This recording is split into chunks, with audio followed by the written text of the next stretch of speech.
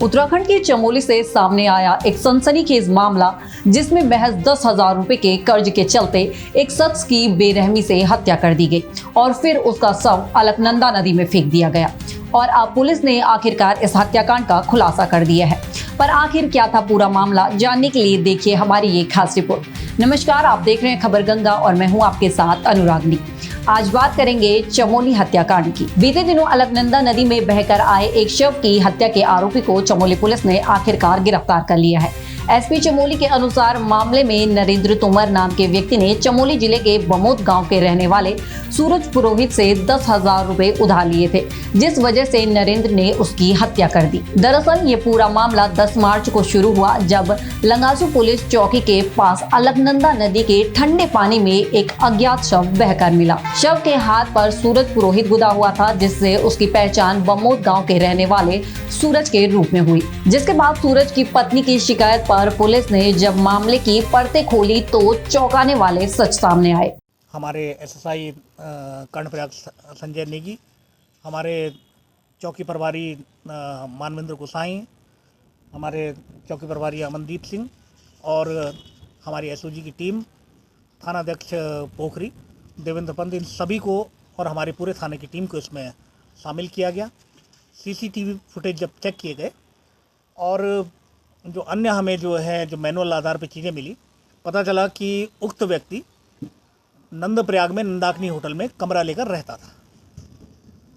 उस चीज़ को हमने वहाँ होटल मालिक राजू फौजी से पूछताछ की गई तो उसने बताया कि होटल में कुछ दिन ही रहा था और होटल के रजिस्टर की जो एंट्री थी उसको भी हमने चेक किया कि 10 मार्च 2026 को कर्णप्रयाग थाना क्षेत्र में लंगासू के पास अलकनंदा नदी से एक डेड बॉडी मिली थी, चंडिका माता मंदिर के पास में।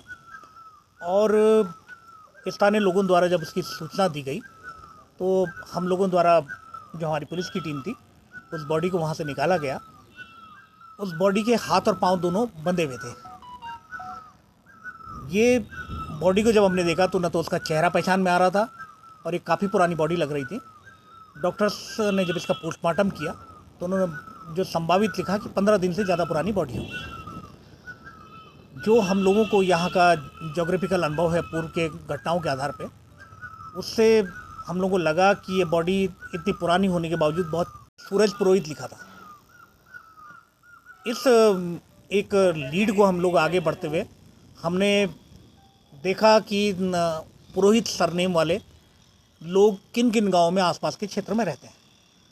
और काफ़ी दिन तक तलाश करने के बाद हमने पूरा देवप्रयाग और नीचे ऋषिकेश तक के क्षेत्र देखे।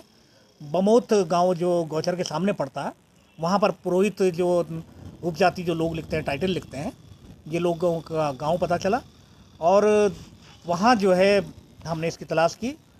जो एक एसओपी होती है किसी लावारिस शव की पहचान की, 72 घंटे के बाद इसका मॉर्चरी में रखने के बाद अंतिम संस्कार जो प्रोसेस के तहत कर दिया गया था। बमोत में 23/3/2022 की पत्नी श्रीमती मंजू देवी कर्णप्रयाग थाने पर उपस्थित हुई और उसने बताया कि मेरे पति सूरज पुरोहित का ये बॉडी थी, फोटो वगैरह और अन्य चीज़ें देखने के आधार पर। और जो हाथ में भी सूरज पुरोहित लिखा था उससे भी उसने ये पूरी पहचान की। उससे जानकारी हुई कि उक्त सूरज पुरोहित गुजरात में नौकरी करता था और पिछले 5-6 साल से परिवार के संपर्क में नहीं था, लेकिन गांव के कुछ जो व्हाट्सएप ग्रुप थे उनमें वो जुड़ा हुआ था। इस पे हमने इलेक्ट्रॉनिक सर्विलांस के माध्यम से पूरा जो नंदप्रयाग और इसके आसपास का क्षेत्र, इस एरिया में पूरा हमने इलेक्ट्रॉनिक सर्विलांस भी किया। जो सीसीटीवी कैमरे थे उनको भी हमने देखा। इसका जो सूरज पुरोहित का जो नाम पे रजिस्टर्ड मोबाइल था वो क्योंकि ग्रुप में था, नाम अज्ञात पंजीकृत किया गया। ये धारा वही है जो पूर्व में पुरानी जो हमारी आईपीसी थी उसमें 302 जो मर्डर की धारा होती थी उसमें था।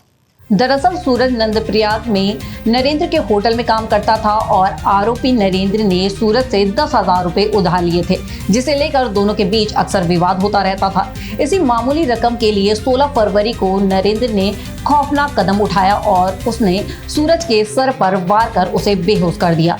फिर उसे एक सफेद बैग में बांधकर अलकनंदा नदी में फेंक दिया। मामले में पुलिस ने आरोपी को गिरफ्तार जरूर कर लिया है, लेकिन इस घटना ने समाज और सुरक्षा व्यवस्था पर कई गंभीर सवाल खड़े कर दिए हैं कि क्या महज 10,000 रुपए की मामूली रकम किसी की जान से ज्यादा कीमती हो गई थी जो आरोपी ने ऐसा कदम उठाया, और क्या इस तरह की वारदातों को रोकने के लिए स्थानीय पुलिस को सत्यापन प्रक्रिया को और ज्यादा सख्त करने की जरूरत है। फिलहाल चमोली पुलिस ने इस अंधे कत्ल का खुलासा करते हुए आरोपी नरेंद्र को गिरफ्तार कर लिया है और हत्या में शामिल कार को सीज कर दिया गया है।